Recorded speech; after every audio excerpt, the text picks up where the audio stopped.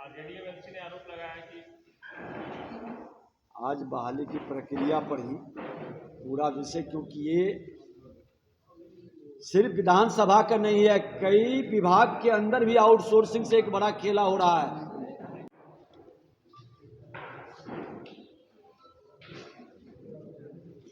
हर शुक्रवार को जन कल्याण संवाद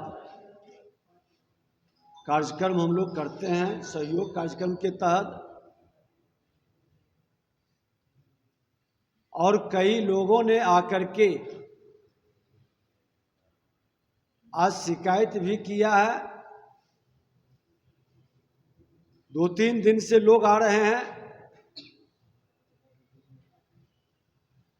नियुक्ति से संबंधित, और आज तो बिहार विधानसभा के सुरक्षा कर्मी की नियुक्ति का रिटर्न का रिजल्ट भी निकला है।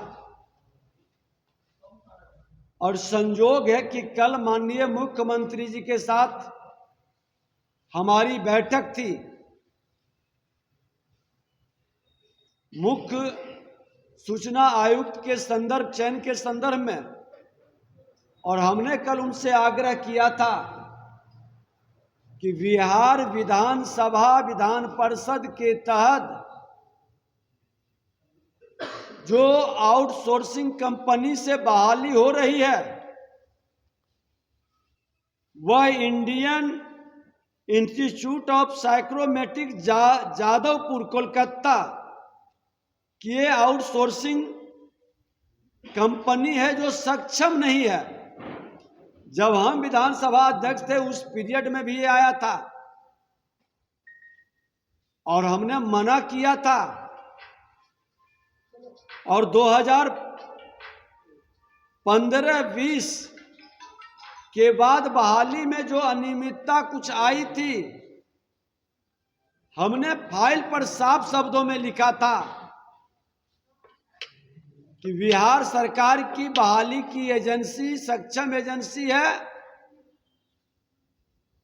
उससे बहाली हो। एक विधानसभा अध्यक्ष के नाते जितने लोग का कितने पद चाहिए उससे ज्यादा लोगों की बहाली है। हमेशा पद सृजन करके 200 नए पद फिर मांगने लाया गया, और ये पूरी प्रक्रिया विधानमंडल के अंदर जो किया जा रहा है ये कहीं न कहीं विधानमंडल की गरिमा को गिराई जा रही है। जहां कानून बनता है, जहां भ्रष्टाचारियों पर अपराधियों पर लगाम लगाने के लिए बहस होती है, कार्रवाई होती है, आज वो अवैध बहाली का फैक्ट्री बन रहा है। और आउटसोर्सिंग के माध्यम से कई अनियमितताओं की ओर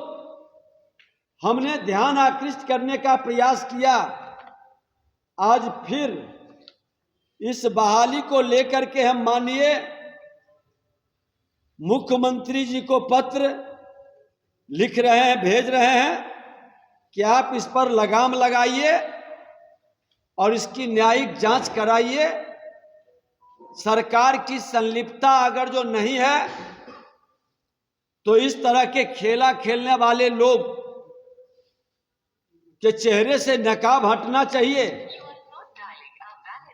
और आउटसोर्सिंग द्वारा बहाली प्रक्रिया को रद्द करें। सरकार की नियुक्ति का जो एजेंसी है उसके माध्यम से बहाली की प्रक्रिया पूरा करे, और ये करोड़ों रुपये का बारा न्यारा युवाओं के प्रतिभा के साथ खिलवाड़। अभी 2 दिन पहले ही सदन के अंदर पैसे की बंटवारा और पैसे के लेन देन में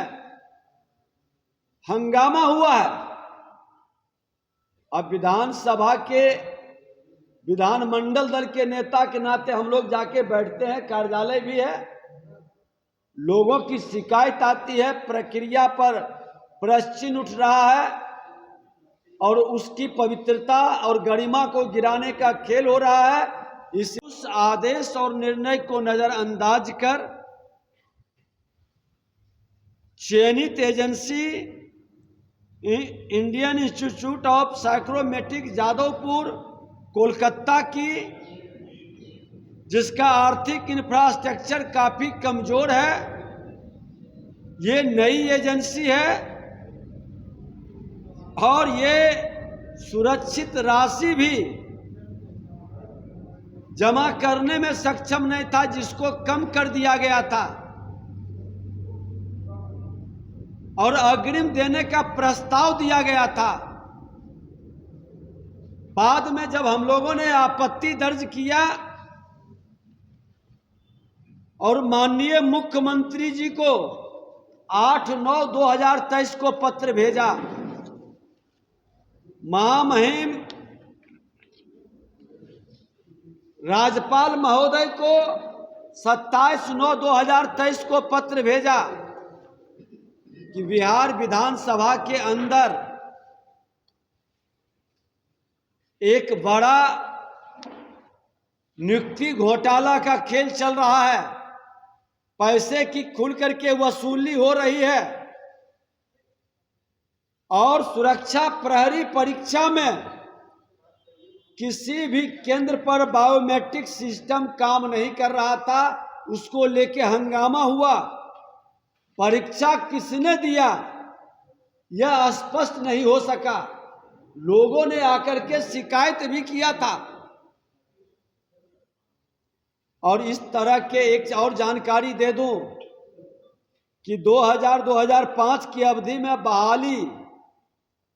जो हुई थी उसकी निगरानी जांच चल रही है। 40 लोग चार्जशीटेड इसमें हैं और उस पर भी कार्रवाई को रोका गया है। जब एक बार इस पर इस तरह के मामला आया तो बार बार आप आउटसोर्सिंग एजेंसी से बहाली क्यों करा रहे हैं, जब यहां बीपीएससी है, कर्मचारी चयन आयोग है, सिपाही भर्ती का भी अलग अलग कई एजेंसी सरकार की है, आप उसके माध्यम से क्यों नहीं कर रहे। और इस तरह के जो खेला खेला जा रहा है उस खेला में पैसे की खुलकर उगाही, भाई भतीजावाद जो रिजल्ट निकला है इसका न्यायिक जांच उस तरीके करवावे। पहले की भी बहाली में जो लोग यहां काम कर रहे हैं और चयन समिति में वही लोग मौजूद हैं और अपने लोगों को लाने के लिए और बाहर के लोगों से वसूली करने के लिए इनका उपयोग हो रहा है। तत्कालिक एक और घटना घटित हुआ है कि अभी वर्तमान सचिव के पहले जो सचिव थे वो बहाली की प्रक्रिया पर एतराज जताए। फाइल में उन्होंने लिखा है आनन फानन में उस सचिव का यहां से ट्रांसफर कर दिया गया और नए सचिव को पूरी जानकारी नहीं और ये खेला बड़ी ही स्पीडली तैयार किया गया है। कहा है कि अगर जो सरकार संवेदनहीन है, भ्रष्टाचारियों को संरक्षित करने वाली है,